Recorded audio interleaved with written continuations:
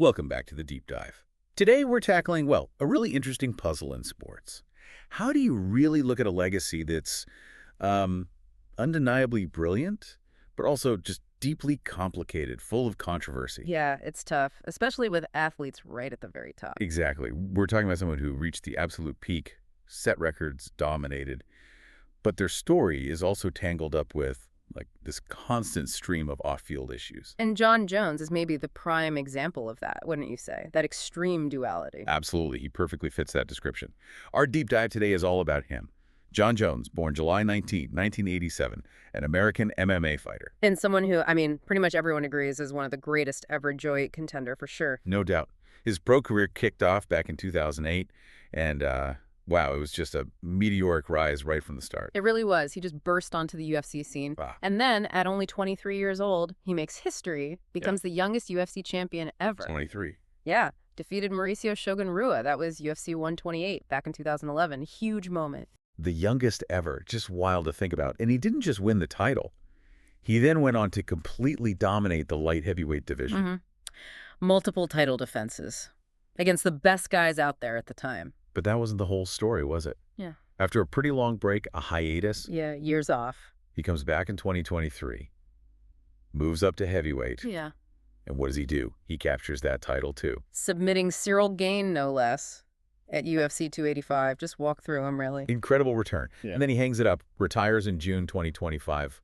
Final record, 28 wins, just one loss. Which was a controversial DQ anyway, most people would say. Right, so purely based on fighting, on what happened in the cage. Yeah.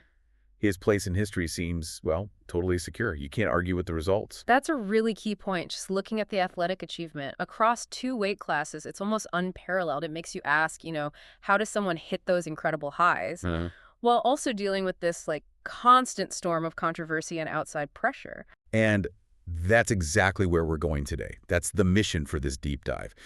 Because, yeah, the in-cage brilliance, undeniable. But there's this whole other side, a much murkier side to his story. We want to give you the full picture. What made his career legendary? Yes. But also so complicated, so unforgettable for, let's say, all the reasons. Right. We're going to get into the controversies. The drug test sagas, and there were quite a few. Oh, yeah, several. The infamous eye poke issue. Uh-huh. And even some weird stuff like backlash from computer odds makers and fan speculation. What's really fascinating, I think, is how the brilliance and the, let's call them blunders, almost seemed connected, like one fed off the other. Kept him in the headlines, for sure. Constantly, but always under this cloud of scrutiny. It's kind of a perfect case study of the modern athlete and, public image struggles. Okay, so let's recap where we are as we think about his legacy. We've seen the incredible highs, right? Yeah. Championships, dominant reign, heavyweight success, the octagon achievements, they speak for themselves. Undeniable. But just as undeniable are those shadows that just seem to follow him everywhere.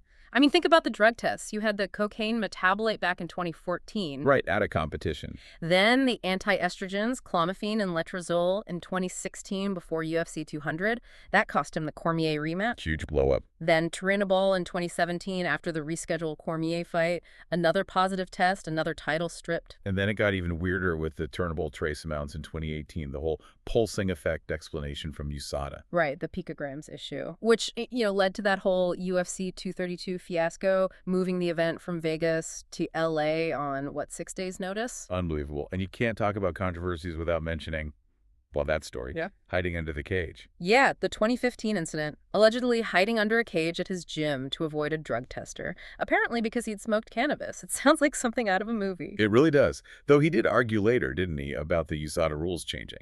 Yeah, he made the point that with the later threshold changes for substances like turinabol, some of his trace findings, those picogram amounts, might not even be considered violations under the newer rules. It's a fair point to raise, technically. Okay, so the drug tests are one huge part. But then there was his actual conduct inside the cage that also drew fire, specifically the eye pokes. Oh, the eye pokes, yeah. That became almost like a running gag, but a serious one. People said it was his favorite technique. And you can see why. He had that incredibly long reach, used those open fingers defensively, and opponents just kept getting poked in the eye. Repeatedly. It wasn't just fans complaining either. Dana White pushed for rule tweaks around 2016, partly because of Jones. And his rivals, especially Daniel Cormier. Oh, Cormier was furious about it, very vocal, questioned why the UFC wasn't doing more to stop it, called it intentional. And it got to the point where it actually influenced betting markets, right? That's unusual. Yeah, that was pretty unique. Ahead of UFC 309, some betting sites briefly offered odds on whether Jones would commit an eye poke during the fight. Seriously. Seriously, it wasn't just trash talk. It was being factored into, like, analytical models. Yeah. Shows you how pervasive that reputation And became. there was other speculation, too, about gloves and things. Right. There was chatter, especially among fans and some MMA analytics corners, that the UFC switching back to the older style gloves right before UFC 309 was maybe done to help Jones. How so? The argument was the newer, supposedly safer gloves with more curve might have hindered his preferred open hand style, maybe reduced the eye pokes, accidentally or not. Yeah. So switching back was seen by some as gutting a safety measure potentially to his benefit. So it really paints this complex picture, doesn't it? You've got the fighter who, on paper, achieved almost everything, record-wise incredible. Absolutely. Stellar. But his whole career narrative feels like it's constantly shadowed by the drug tests, the eye pokes, even these whispers from betting markets and analysts about maybe getting favorable treatment with gloves or matchups. Yeah. And it seems like that narrative hasn't stopped even with retirement. These recent reports. Another incident. Yeah. Car crash, injured passenger. Allegedly fleeing the scene, and then there's apparently a recording of him threatening police. Yeah. Yeah. It brings us right to the end of his fighting career and what happened next. And the sources we looked at are asking questions. Like, is this latest trouble connected to why he suddenly decided to retire? Is that the link? That's one line of speculation, but there's another theory floating around too, right? That maybe he was looking for an exit anyway. You mean the idea that he might be ducking the current heavyweight champ, Tom Aspinall? Or just that he was always careful about picking fights to keep his path? Well, maybe easier. Exactly. Those are the alternative theories some sources mention. Mm. Was it about avoiding certain challenges, or was the timing just unfortunate given the recent incident? It's hard to say for sure. Okay, so wrapping this all up, when you consider everything, the incredible highs, the talent, the dominance we saw, unprecedented, really. And then you weigh that against this consistent, like, pattern of legal problems, ethical questions, controversies, both in and out of the cage throughout his entire career. Right up until retirement and seemingly beyond. It leaves you with a big question.